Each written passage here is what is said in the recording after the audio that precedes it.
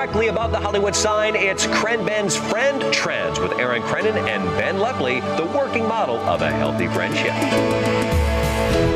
Hi, everyone. Thanks for joining us on ChrenBen's Friend Trends. My name's Aaron Crennan, and I'm alongside my best friend, Ben Lepley. How are you doing, Ben? Having a great night sitting with Cren. Having a great night looking at Ben. I'm not looking at you, though. I'm just sitting with you, staring at the floor.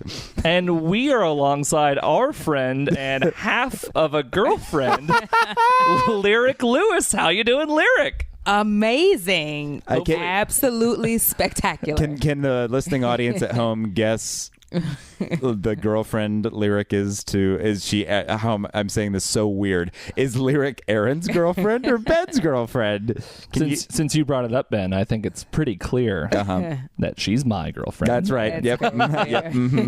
Aaron, very secretive about his affairs, so Yes. Ben always has to bring stuff up. I just don't like games on the podcast, so I had to I don't like games on the podcast. Very serious friendship storytelling podcast. Backstory games. Yeah.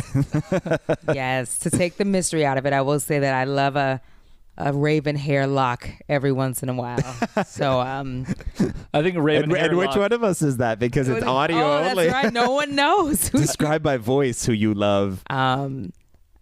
I'm gonna go with this. That sounds like both of you, though. That sounds like We do sound the same when we're on this fucking podcast. Oh, hi, I'm Ben Lepley, and I'm Aaron Crennan. Can't tell. So we'll leave it for mystery, I guess. check Facebook. Yeah. Everybody, check Facebook. Check all three relationship statuses. we might expose the secret at the end of the episode. Be sure to hang on. This is great listen bait. Someone's like, I'll just skip ahead. Actually, no one would ever say that because no one, A, is listening to this, and B, no one would. Also, skipping ahead on a podcast might be one of the more frustrating things I feel like you can do. It's like never where you want it to go. It's always too far or not far enough or You're something. like trying to they call it scrubbing when you have to put your finger on the buffer and move it around. And it's like we watch HBO Go a lot and been watching a lot of Oz lately and trying to skip that opening, which is like a minute. 2 minutes. It's like 2 minutes. Well, it's like a minute 38. It's like not like an even number even. So trying to scrub to a minute 38, it's like you always have to hear the last like 20 seconds of it. That's like Game of Thrones, same thing. It's probably around the same length, but I got some real stuff done last time. Like I was like getting drinks, I was like pouring. Yeah, we actually we needed the opening buffer to kind of get everybody situated to watch the episode. And I feel like Game of Thrones opening is very enjoyable. It's like you can sing along. There are versions that you can singing do. along like with it's very fun. You know, the time you can see the new 3D little sculptures pop up. You know where we're going this week. That's who's right. burned down? What village is ruined? Who's burned down this week? Whose family is destroyed just in the opening? Like it's very interactive. I love it. I will watch the opening. I want to know how many people have said, because I'm one of them, but how many people say when they're watching the opening, when's Winterfell gonna not be on fire? That's true. It's been on fire for like 2 seasons now. Spoiler alert. I should have said that first. I'm so sorry. I didn't even know it was on fire, and I watched it. Did you miss Sorry, the episode Aaron, where they lit it on fire? But it's still on fire? It's still on fire. Well, in the opening credits, it's ruined. smoldering. There's like smoke coming out Which of it. is to symbolize that it's in ruins, that the family is, the children are spread apart. Like Winterfell is in disarray. It is in shambles. But the Godswood, the tree is still intact. Yes. That's the important part. Their gods are prevalent in the north. Mm-hmm. Yeah. And as many of our listeners know, that we went to the University of Northern Iowa. And I feel like they are sponsoring this podcast. I can't tell if it's a good thing that people want to, like, it's like, oh, we should go there because, or if people are like, oh, so turned off by it. Like, which is it? Because it depends on the story, really. I think they want to go there. You think so? After hearing my lung collapse story and... I feel like kids nowadays would think it's extreme. Oh, they'd be his like, lung popped. It's so on the edge. Like, yes, I need to live my life.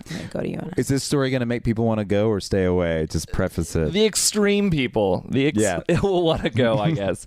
So this was the summer, if you remember from our second podcast, I got my OWI. Now that was like at the end of the summer. So this was like everything leading up to that moment, really. Okay. And 5, including me, 5 of my friends moved into this college house. And in typical college house form, it was horrible. But it was so cheap. It was like $900 divided 5 ways. Yeah. I don't even, $180, I guess. It's $180 to live somewhere for a month. And it was magnificent as far as I was concerned. It had a huge front porch. It was like a 4 seasons, 3 seasons mix of a front porch. Like we had a beer pong table out there. And then there was 5 bedrooms, but 2 of the people that were living there were dating. So like there was like a very small bedroom, and then there was a bedroom upstairs, which like she housed her stuff there, but really she stayed upstairs. And the 5th roommate, Sebastian, was in a different room.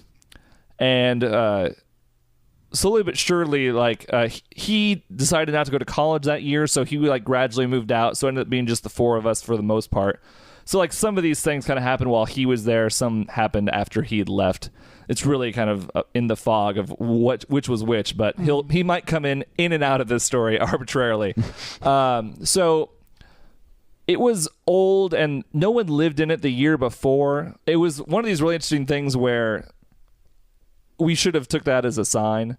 There was already a refrigerator in the house when we got there, and the first thing we did was clean the refrigerator and like then put our food in, because we had to, like, we were moving from somewhere else that had food, so we had to get it into the refrigerator as quickly as possible. Step 1. And what was interesting about that was like a few months later we cleaned out the refrigerator and found that we had lots of food that was expired from before we even moved in. So either we somehow missed it, I guess, when we were cleaning it, which is actually kind of possible, or someone just brought over like rotten food and was like, and this will go here. Disgusting. Equally possible knowing this crew. Oh, absolutely. So also there's no time, just move it over, we'll throw it away at the new place. It was 3 guys and 2 girls. So the general gender breakdown of this place. Interesting. I feel like girls are usually on top of like not these girls, honey. Expiration dates. That's the sassiest I've ever heard Aaron credit. Not these girls, honey. Wait, were the guys in charge of the food transfer, or was it everybody? It was just kind of a free-for-all. So it's probably a lot of expired stuff brought over in the free-for-all. I can tell you right now, none of it was mine. Oh, that's good to know. With 100% certainty. But so that was like just an interesting, like it was like those types of things were always kind of popping up. But like we had a lot of parties because we had a really huge, and it wasn't too far from campus either. So like it was like within walking distance of the bars, very easily like accessible. And like I said, we had a huge living room, and that living room proved to be like the menace of my first little tale from that. From that house was I was kind of like about to go to sleep in my bed, and I was on the main floor. Everyone else was really upstairs, and all of a sudden I heard like a slight commotion coming from just out in the living room, and I like kind of knew that no one was there, but like, or no one was in there, but like people were around. I was like, well, that was weird. Then I kind of heard it again, and like you could see from under the door there was like a shadowy like figure more or less that was like there was like a presence in the in the living room. A presence. I hope it's wait, is this spirit. a poltergeist story? It's a haunted house. A shadowy presence. So what it ended up being was I opened the door and the lights were on and everything, and there was a giant bat just circling the living room, and it was so frightening. I had never been in a room with a bat, as you can imagine, but let alone one, it's like circling an area that I like live in, and like who knows how long it's been there. Like these things are flying through my mind, and plus it's like on my level. So I was like, what if he comes into the darkness of my room, like his echolocation like circumnavigates my giant head and then like goes into the sonar vision. Exactly. And I screamed like there was no tomorrow. And like very quickly my other roommate Ian, he runs downstairs and he's like, what's the problem? What? And he was fiery, so I was like, oh, perfect. It's Ian. He'll probably have some bad experience that's going to really help me out here. And of course, like on cue, the bat like goes away. I'm sure it's not helpful that I screamed at it, but And he's the sonar waves from your voice just hurt its ears. He right. was done. Yeah. He's like, fuck this guy. So I was like, oh, Ian, there's like a bat in the apartment or the house. I keep going to the apartment. I was like, there's a bat in here. He's like, where? And I was like, no, I swear it was right here. And then it was like the classic, like, I don't see any bats, man. And then he was about to go back upstairs. Then all of a sudden you just hear like, and I was like, there. And he like turns around, like the bat's like on him, and he's like, ah, and it starts circling around again. We both start screaming. I was so happy that he was screaming because he's like tatted up and thing. He's a tough kid. Yeah. And I was like, oh great, he's I'm a be classic like the pussy. classic edgy UNI student. Exactly. Oh. And from there, then now we are both on it, and we didn't really know what to do. But our roommate from upstairs, Carrie, she was like, what's going on down there? So we run upstairs, and we're like, Carrie, don't go downstairs. There's a bat down there. And she, for whatever reason, was like, are you kidding me? A bat? Come on, guys. And I slowly remember, like, her mom's a science teacher, and I'm sure she has like a little more experience with like just like animals like this, or just like knows that they're not like out to get you or whatever. So she was very calm and collective, and she's like, I can't believe you guys were screaming, like, you know, that whole thing. And I was like, no, it was like it came at me, and Ian's like, he was like, it was around my head. And she was like playing it real cool, and we were like, oh, we can't even hear it now. And she goes, is there even really a bat? On cue, it comes for her. It just dive bombs her, and we all run downstairs. Now it's just like us in the middle of this room, and it's just flying around. I don't know why, but this feels very much like the movie Clue to me. Like this this cast of characters and this like perfectly timed comedic animal flapping around. Yeah, it was really, because like we were going from room to room, and eventually we got our other roommate Sebastian involved, and he had like a plan. And I think the plan was, I've seen black sheep, let's get a sheet and try to get this bat out. But we couldn't get it to go to the front door, and we couldn't, like, so we kind of like made its way to like a bedroom, and it was like the other bedroom that was on the main floor, but it was like through the kitchen. So we got it into that bedroom and shut the door, and there was really nowhere for it to go. But we were like, oh, we'll call animal control or something. We know where the bat is. Yeah, this will work out, and we'll just go out to anywhere else and forget the bat happened. So I think we ended up like going out that night. We came back next morning, and then the next morning we looked in there, and the bat was gone. And we had no idea still, like, we never really knew if it left or if it was there, or Did you leave a window open? No, we trapped That would it. let more bats in. Yeah, let the bats know so there's a party. To me, Bat Brothers, he squeaks. And so that was like the first little like hiccup with like these animal tales we had. The second one was very brief and quite possibly more scary, because as like the summer drew on, like it got hotter and hotter, and like we noticed there was like one or two or more bees, like kind of like constantly in our apartment. Oh, a couple of buzzles? There's a couple of buzzles. And like outside of the Four Seasons room was like more bees. Like clearly that was where the bees were coming from. And we're like, fine, we got to call the exterminator. And he comes and like assesses the bee situation, and he goes, you guys got to get out of here. And we're like, what? And he's like, this is the biggest bee infestation I've ever seen inside of city limits.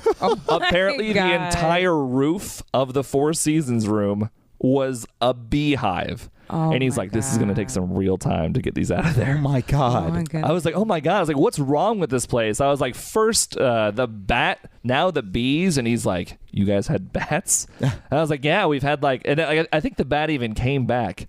And he goes, yeah, we tried to kill it, but it was just too quick. And he goes, oh, boys, I'm glad you say you couldn't kill it. And I was like, what do you mean? And he's like, if you kill a bat in this county, they're endangered. I would have to report you to the police, and you'd be going to jail right now. I was like, you've got to be kidding me. I was like, so we didn't kill the... He's like, where'd the bat end up going? We're like, well, we have no idea. And I think he thought that we actually did kill it, but we were trying to cover it up. Right. So then he launched a full-scale investigation. Exactly. But he's like, I might just leave these bees here as part of my eyes and ears. But so then he like gets the bees out, but it was like a real production because there was just so many bees. Like he estimated like some unfathomably high number of bees. He's like 20 to 30,000. I was like, that's so many. That's disgusting. Could you just hear like a low hum, the low hum of like 30,000 buzzes? Like, well, once we kind of, I don't think I ever noticed it while they were there. You thought it was like a fluorescent light? Exactly.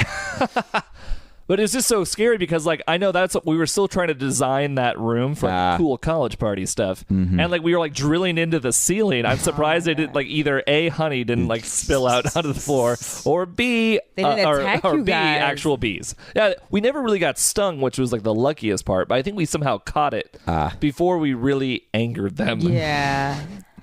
Can you imagine if you would launch that room and, like a CSI style opening where it's like a college party and there's like two college students just making out upstairs, and then like the ceiling cracks. Zach, what's that? And then like just a giant like man-sized honeycomb falls through, crushes them, and bees swarm and like attack them and sting them, and like Grissom comes and he's like, they were stung by 20 to 30,000 bees. 20 to 30,000. This is the biggest beehive in this county. I don't think they're going to be all right. Who are you?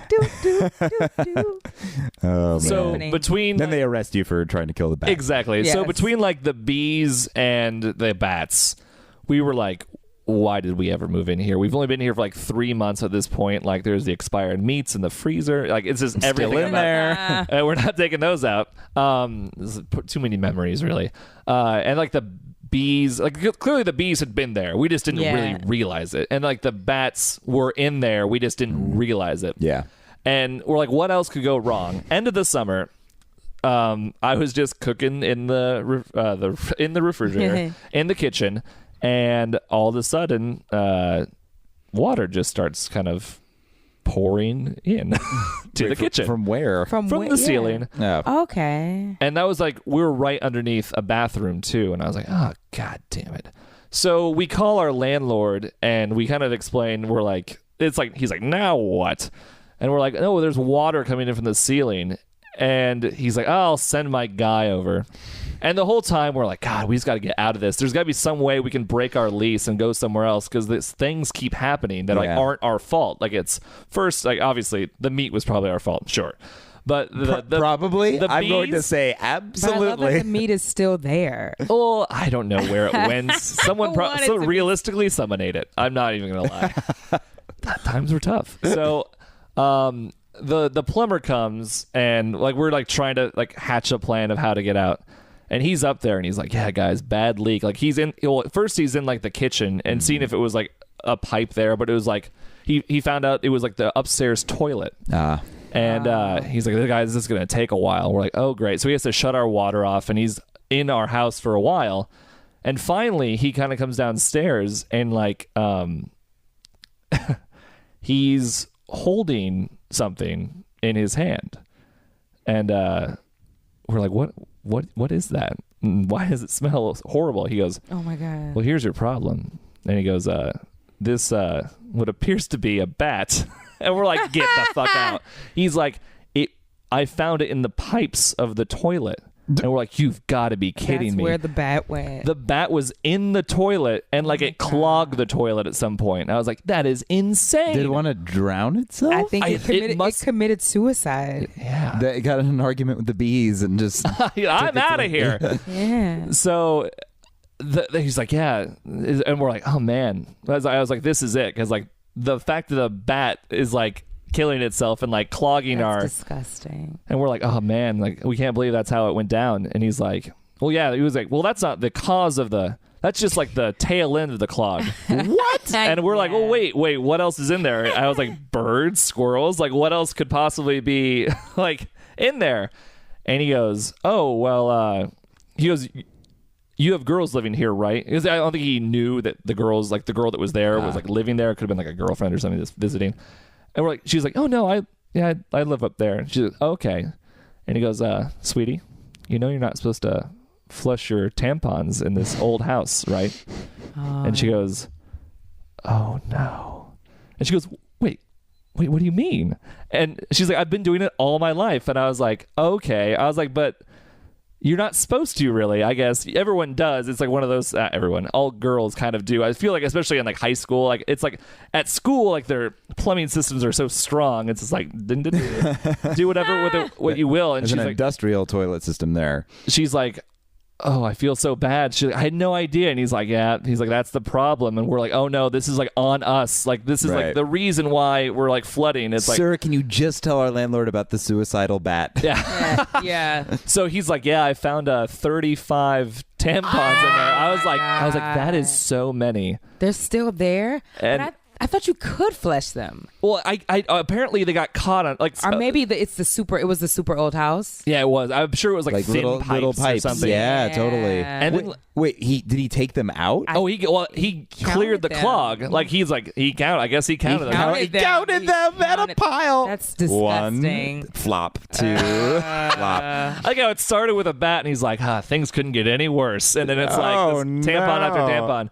And he's like, yeah, you won't have any problems. But then our other roommate comes in, and she was like, what happened? We're like, oh, while you were at work, we had like a flood in the kitchen because Carrie had been like flushing tampons down the toilet.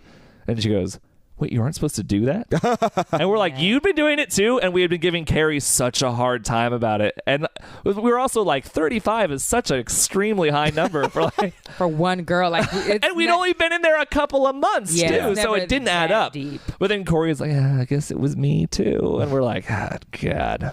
And it was another year of that. But luckily, we didn't have like bugs or anything anything that was just else that was that serious. and Just bees. really bats and bees was the which aren't bugs. yeah.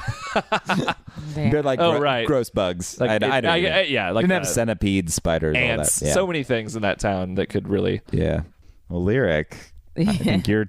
I heard It's my turn? a sneak peek of It's your my tale, turn. and I think it might tie in nicely. It does tie in with it's not there are no bees and bats, but there Oh wait, by process of elimination, what does that leave? there is a tampon, lack thereof, actually. Oh my God. So this is Well, I mean, they can only cause clogs. Yeah. They can only. It's probably good you didn't have one because that means all the toilets in the area were fine. Yeah. Yeah. So this is a story of a young girl, a young Louisiana maiden fair It's great. Movie trailer. in Minnesota, and how her Fish out of water. fish out of water Yeah. still had some shyness left over, not asking for help where it got me. So I was so it's a period story. It's amazing. A period So piece, awesome. It's like a period 1800s, piece. 1700s. It is Tartuffe, one of my favorite playwrights. So I was in high school, and I want to say I was like a sophomore. So I was considering myself like a Minnesotan, but still in some ways I was still like kind of shy about like asking help for things, and like bodily functions still were not cute to me. Kind of preempt to the period story. When I first got it, when I was, God, how old was I? I think I was 9.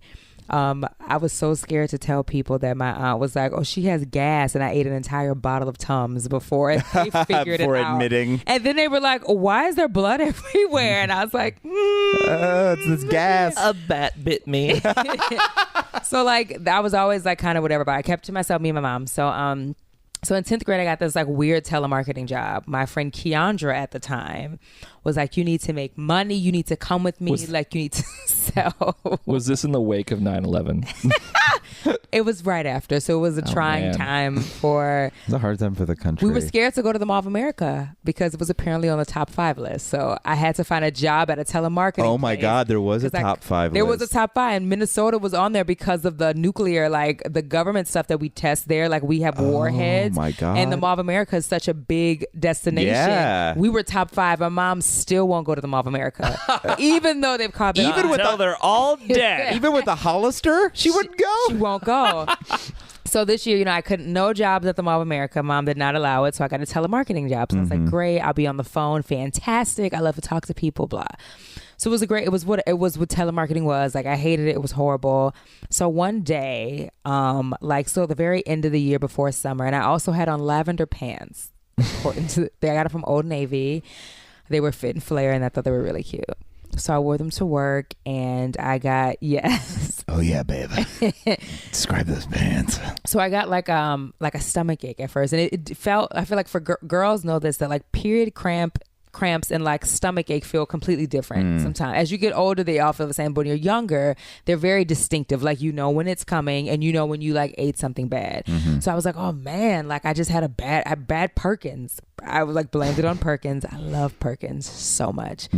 Or Culver's, something very too much custard. So like I'm at work and I'm like doubled over in pain. I'm like in pain, it's hurting. So this guy that worked with me, forgot his name.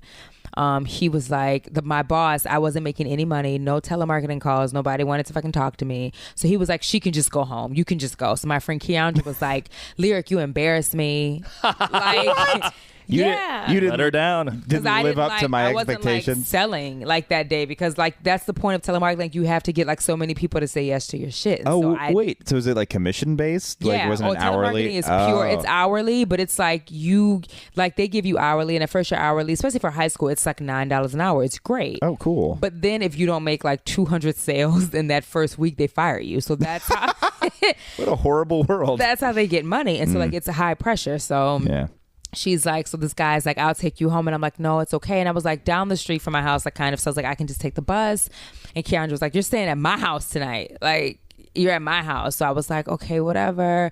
So he's Wait, like, she wanted you there? I thought she was mad at you for not she selling. She did, but I was going just back to yell her at you. House, probably, yes. You're coming to my house so I can really give you a piece of my mind. Get my Yale pants on. Her mom and her little sister. So this guy's like, I will take you home. So I left early. And so at this point, and it's always, I feel like it's a girl thing, we always check ourselves. When you know it's time, you go to the bathroom, you check. So I was like, okay, it's clear. Learning so much. Nothing has happened. Like, I'm good.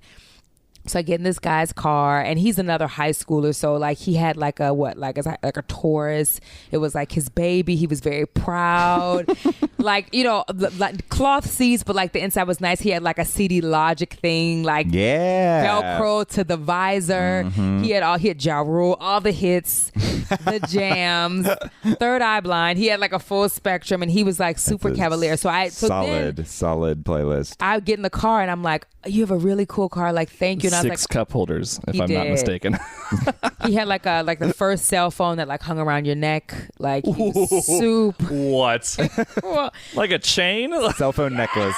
See, it was like a chain. Yes. Oh, so, real quick. This Taurus, was it like one of the 90s ones where it had like the jelly bean console, like for the radio? The bubble. Yeah, the bubble. Yes, It's a big. Everything was in a circle, which was all our friends who wanted to upgrade their stereo couldn't put one in because it was it's a circle. Square and a circle hole. Yeah, he had that, but then it was like really cool. Yeah, right. It was new. So I was still like, so he was super nice, and so then like I kind of got the vibe that he like liked me when he's driving me home. So I'm like, not now, not Which today. Ja Rule song was on at this point?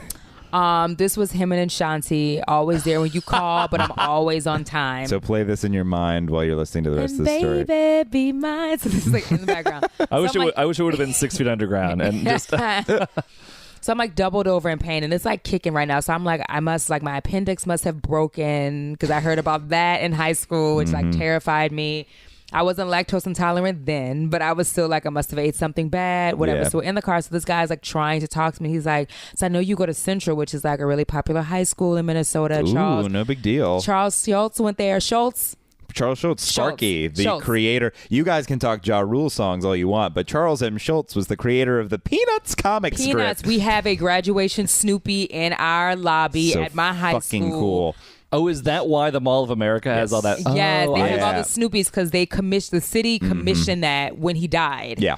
And so they have like a downtown Snoopy. They have a Minnesota Zoo Snoopy. They have a Mall of America. And our high school got a special one because he is an alumnus of St. Paul Central High School. Ooh, ooh. He's a Minuteman. Very exciting. So this guy was talking to me, and he went to school in Minneapolis somewhere really like dirty. Minneapolis schools are like some trash. They're Minneapolis second best to St. Paul schools. Hennepin County is Minneapolis. Ramsey County is St. Paul. Second to none to Ramsey County schools. Nice. Would you dump me if you found out that I went to that high school? I've kept it from you. I wouldn't dump you, but I'd be like, really? Like you're Hennepin. We put the brakes on for a week, and you'd really think about things. You were from the Twin City of the Twin Cities. I'd be like, I don't know. But the Target Center's over there, so. Oh, okay. Yeah. That's what gets. Prince is from Minneapolis, so. Yeah, in case there's a concert, she'll be like, okay, okay, that's fine. Keep you in my back pocket. Yeah, so we're driving. So this guy's like, "Oh, you go to Central? That's really cool." Like, I don't know why he's like, all the pretty girls go to Central, and we're like, I'm like, that's a line. True.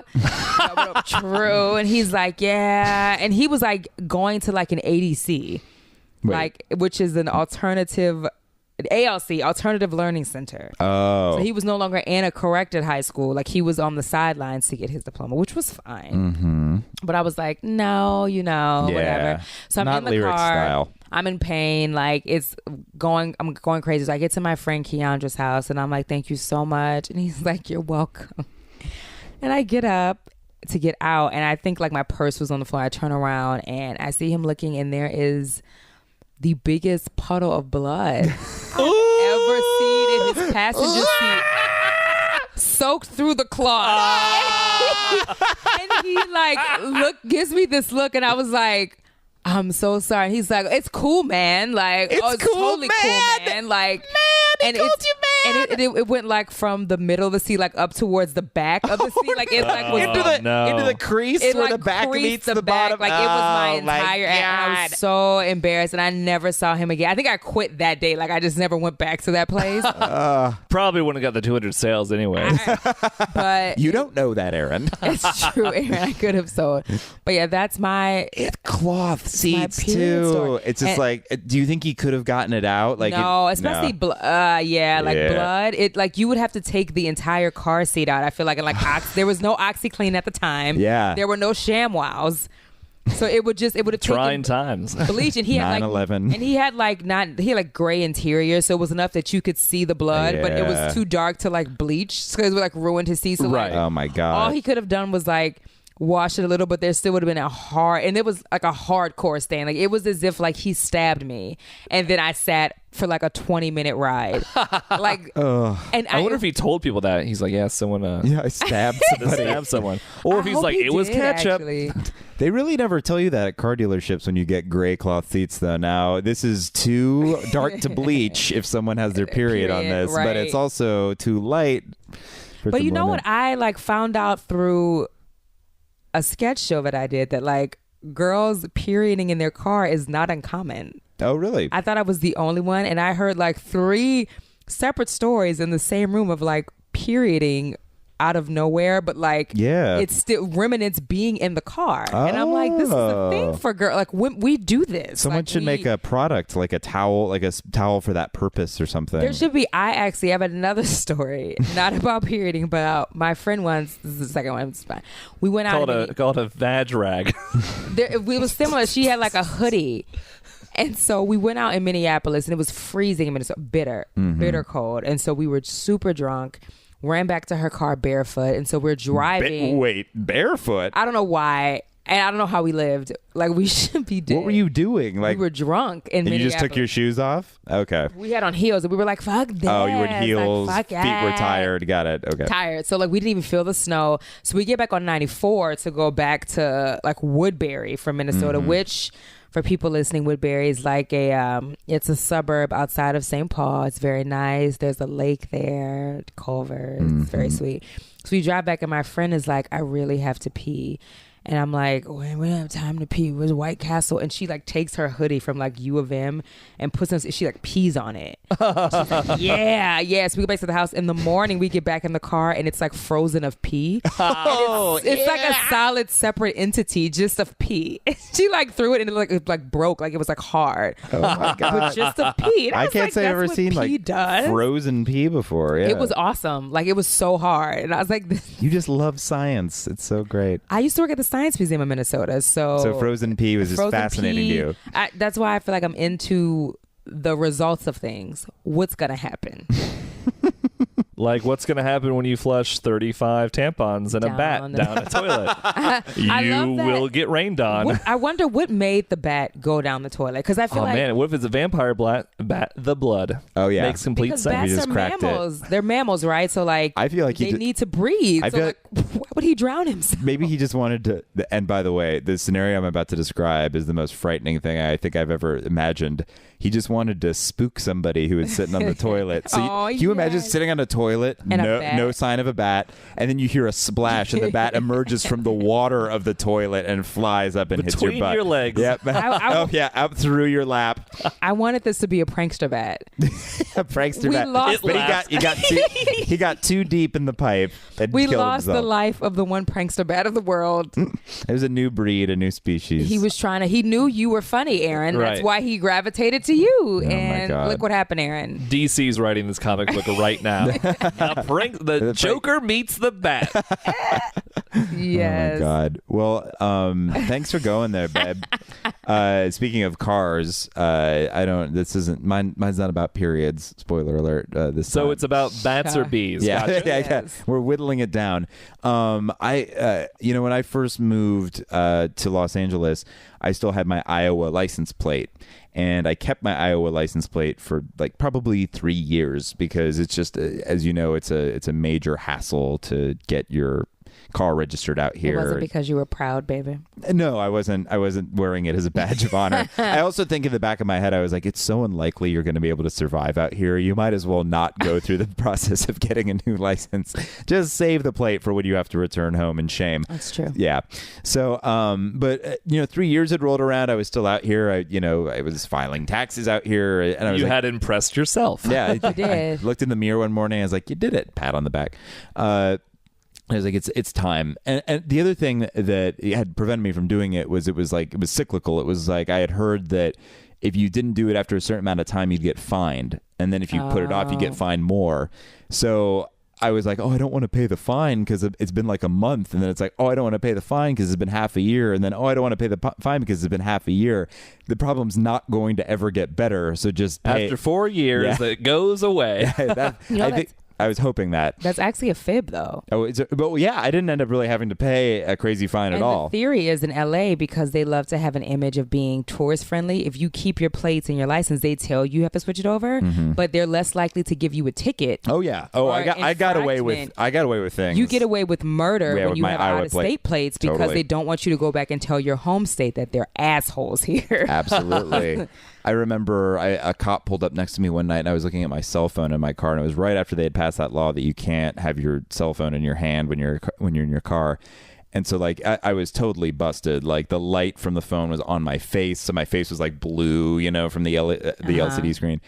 And the cops just pulled up next to me and they looked over and I'm like, oh man, I'm toast. And then they just sort of made this sour look and just kept driving. And I was like, they could have absolutely given me a ticket. Iowa plates, yes. They were like, here goes Midwesterners again. Leave him alone. And then like no Kias. I like backed into a car in a parking lot, like not fast at all or anything, but I left like a little scratch on a car, and a guy came out of a Starbucks and I was like, I'm so sorry, I never do stuff like this. And he was like, oh fuck, this is a new car. But then he saw that I had Iowa plates and he was like, man, get out of here. It was unbelievable. I skated around so many things with those plates. So it's probably another reason I kept them. But the point is, we got to this day and time where I was like, I remember what too. Because I had Iowa plates, I also had Iowa insurance. Yeah. And it was like sweet Iowa insurance. Delicious, cheap Iowa insurance. And there was something about the policy was expiring and I couldn't renew it anymore because I had been out of the state for so long. So if I wanted to have car insurance, I had to switch over to California plates as quickly as possible, which is a thing to keep in mind with this story. Because in LA, the DMV, which I feel like is the model for like every cartoon we've ever seen growing up about how the DMV is like a horrible place, is based on like the LA one where all the animators live, or, all the stand-up comics talking about how horrible the DMV is. It's like it is the LA DMV that they're referencing. But if you get an appointment ahead of time, the DMV is really no big thing out here. You get your appointment and it's relatively slick. You have a time to show up and you're done. But for me, because I had to do this all so quickly, I tried to get an appointment on the books, and it was like, we can see, it was like, I think early November when I did this, and they're like, we can see you on December 29th. And I was like, oh my God, I need like this insurance by the end of the week. So with that in mind, I had to go to the DMV, and I went to the closest one, living in Burbank, and I went to the Glendale DMV. And I was working too, so I didn't want to take time off from work to go do this. So I was like, I'll go to the DMV at like 6 a.m. And that way I'll be able to just be first one in line, get through this as quickly as possible. I show up at 6 a.m. You guys, there is a line around the building. It's like people are trying to get onto like Pirates of the Caribbean. Like, I mean, this line is absurd. So I'm like, well, just, power through. It'll be fine. Place opens up at 7 o'clock. So I've been waiting in line for an hour. Go into the line, takes forever. Another hour probably goes by until I finally get to the front desk. And at this point, I'm pretty mad because I know I'm going to be late for work, and I've been waiting for 2 hours. 2 hours I've been standing in this line. Get up to the desk. This woman's like, what can I help you with? And I should say, too, that my car was registered to my dad. I got it after graduation, and he helped get it, so it was in his name. So I wanted to switch over the registration, get a California license, get California plates, and then get California insurance. So I go up to the front. I'm like, I need to get new plates, new license, blah, blah, blah. And she goes, okay, I need to see your birth certificate. And I'm like, well, I don't have a birth certificate. I have a social security card. She's like, no, must be birth certificate. All right, well, egg on my face. I should have gotten online, should have checked it out, should have done my research. I didn't do it. I was upset, but it was like, I can't get mad at this woman because I didn't do my research. So that night I call my mom and I'm like, hey, listen, I need my birth certificate. And she's like, okay, well, I'll scan it to you and email it to you so you can go back in tomorrow. Next morning, go in. Can't get an appointment. Go back at 6 a.m. Another fucking line all the way around the building. I should have probably gone at 5 a.m., but I didn't. I went back at 6. Still early enough that I'm cranky, but not early enough to not get through the line.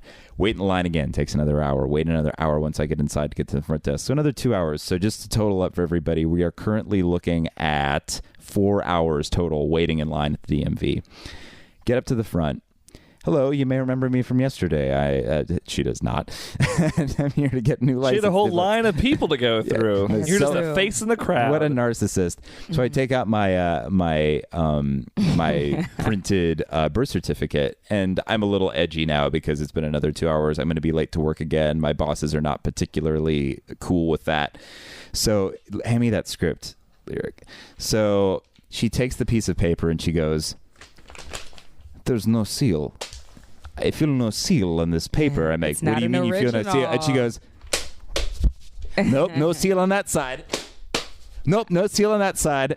Tosses it aside. Worthless. No seal. I love it's worthless. Worthless. I'm like, what are you talking about? Seal. She's like, if it is an official birth certificate, it has a raised seal on it, so you'll have to get the official. I'm like, are you fucking kidding me? And in the state of Iowa, you need that. Yep. I'm so mad at this point. And now I'm starting to realize, like, geez, I have to get this thing mailed to me. And I'm on a ticking clock here to get my car insurance and to get all that lined up. So I call my mom. I'm like, hey, I need you to overnight, and I will pay you back, but I need you to overnight this original birth certificate to me. She does it. I'm surprised she was like, well, this is my last one. My mom had such reservations about sending me mine. I was like, I need it, though. She's like, well... This is it. This is the only copy. Like, what if something mine. happens to it? Give me my birth certificate. I want to keep it for memories. So overnight, it comes in like late the next day. So at this point, we're like 3-4 days into the week. Thursday. Yeah. I'm fucked. Like, unless this all works out perfectly. So this is 0 hour. Like, I have got to pull off a flawless experience at the DMV on this day. Show up again like 5:30 this morning, still a line around the block. And as I'm in line, I'm starting to realize that people are actually in this line at the DMV for social purposes. They're not actually there to get DMV shit. They're there to like hang out. That's crazy. As I'm in line, there's all these guys in soccer jackets, that like, you know what I'm talking about? Like not jerseys, but like like a track jacket? Yeah, like a track jacket for soccer teams. And they're all like shaved heads, like they're smoking outside, stop smoking when they're inside because it's a government building. But they're all like, hey man, how's it going? Oh, I'm good. And like, they just start showing up and cutting me in line. And I'm like, hey, like, wait a minute. They're like, oh, no, we're not here for the DMV. We're just here to hang out. And they just chit-chatted and told stories, but it made the whole process take longer because everybody's just sort of like chilling. It's like a community center or like a social club. It was so weird. I'll never forget that odd little detail. Eventually get around to the desk again. At this point, it's probably 7:15. I've shaved a little time off it, but I've still been in line for 2 hours. So we're at 6 hours of waiting in line at the Glendale DMV. Show up to the front. hello, Ben Lepley. You may remember me from the past 2 days. I have a raised seal on my birth certificate. Can I ask before you go any further? Did you consider trying to make it a raised seal yourself? Oh, you're with how keys? Would I do this? You listened to me, Aaron. I had my keys in my pocket, and I was like, I can trace on the sidewalk with my keys.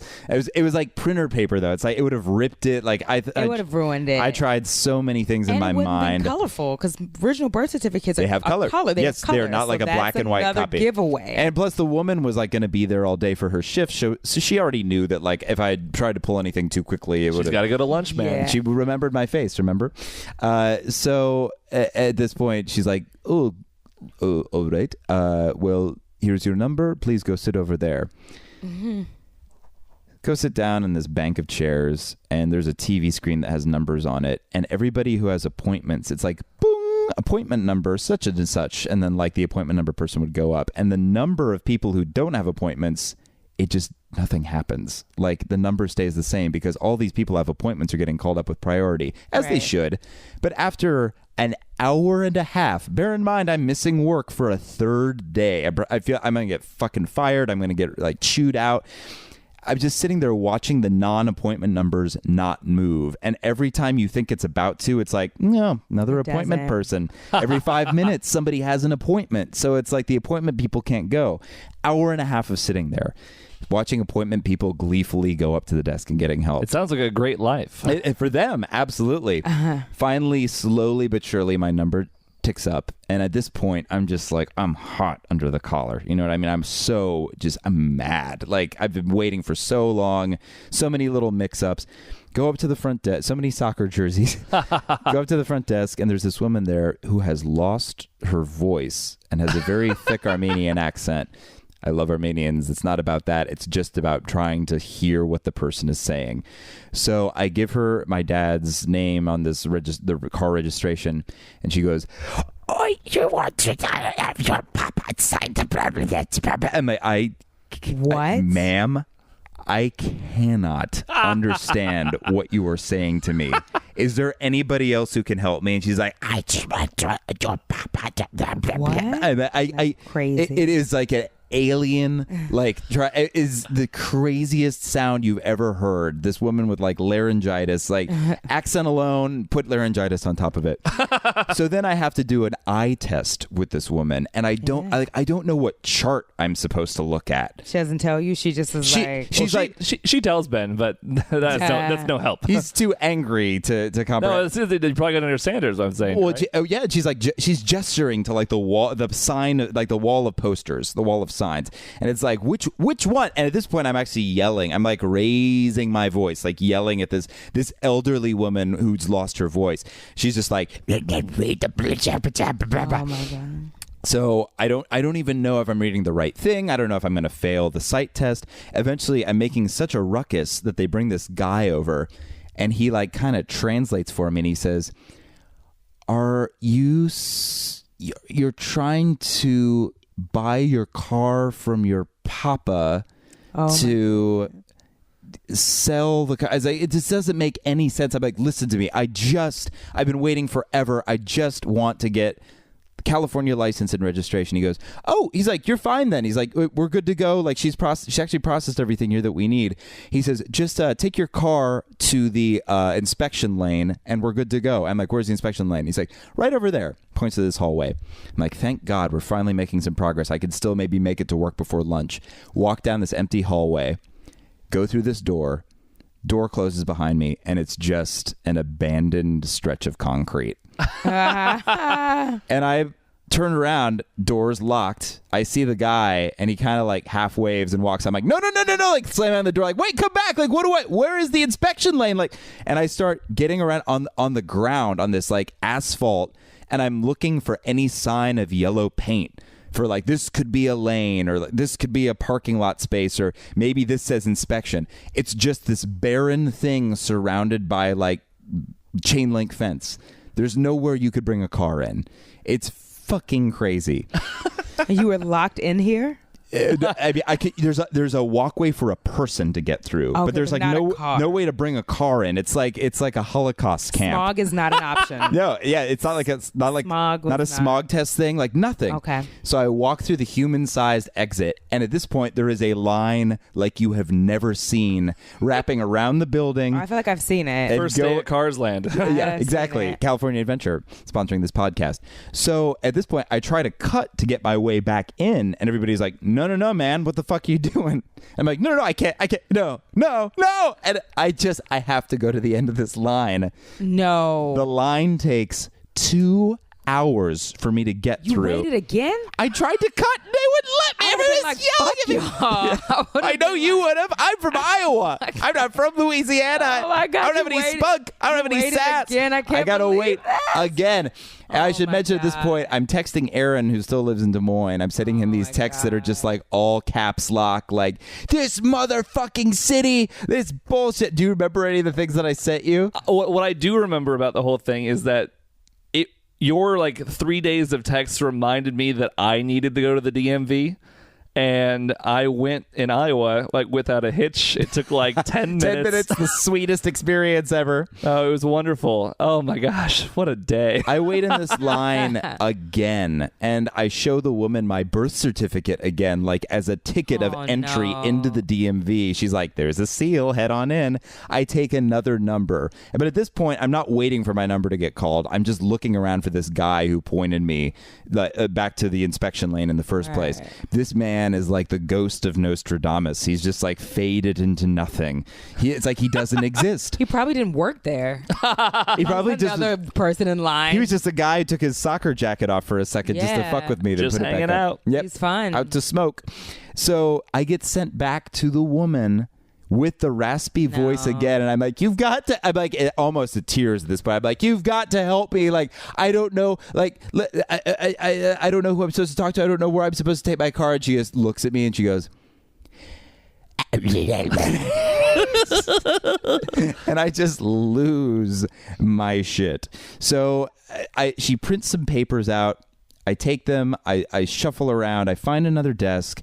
And eventually I'm just like, hey, listen, like, I don't even know what to do anymore. Like, I need a car inspection. I need to get my license taken. And they're like, oh, well, there's some like rule or something where you actually can't take the test right now. Like, you can't do the test and like your registration the same day. Same time. It was so fucking weird and stupid. And at this point, it was like well into the afternoon. Oh my God. So there was no point. I just gave up. I was like, I think I have the registration taken care of. I'll just come back again to get my small tomorrow to take my driver's test. So the next morning I come back at like 6 a.m. again. We're like an hour, like hour 10, hour 11. I mean, it's really absurd at this point, the amount of hours that have been spent waiting for the DMV. I go back in, take my test, pass it, still get in another line, wait forever. And then finally it's the point where they take the photo for the California license picture. And they're like, hey, bud, give us a smile. And it's a podcast, and I wish I could show everyone listening to this. The photo that I took for that license is the angriest, most psychopathic face I have ever made in my life. And even the woman who took the photo went, Jesus Christ. It's just the angriest, deadliest glare in the world. Like, I mean, I show this license to people now, and they're like, "What? Who are you?" I don't know if I've seen it. Oh my God! What happened to you in your past life? And then I this launch into this story, and it all ends up making sense in the end. But it was just like it was all in total. It ended up being, I believe, 12 hours of waiting in line at the DMV. Just the worst. Well, Lyric, thank you so much for coming on. Thank you so much, Lyric. Thank you for having me. Just the best. Of course. This was fun. Well, Lyric, can we find you on Twitter anywhere? Yes, I'm at Miss Lyric Lewis. Excellent. Oh, fantastic. Fun stuff. What a fun Twitter handle. It's and appropriate. Fun. It's appropriate. It's catchy. It's snazzy. It makes sense, too, which I like. It does. Thank you, Aaron. Very practical, straight to the point. Very much so. What if we talked about your Twitter handle for another 20 minutes? Very sharp, Just very dissected simple. It sounds like music. You can also follow this podcast on Twitter at ChrenBen's, ChrenBen's. Follow Aaron Crennan as well, a very funny Twitter, at Crennan, ChrenEnen. You can also follow me on Twitter at White Bathrobe, like a white bathrobe. Yeah, like Lyric and I spent the morning beating each other strawberries in our white bathrobes. In one big white bathrobe. Yes. Yeah. So it's one big white bathrobe? Yeah. The last one I said white bathrobes, plural, as an example. And now I'm like, it has to be a singular person in the example for how to spell it. Otherwise, it's at white bathrobes. Thank you so much for coming on. Thank you guys for having me. I hope to see you really soon.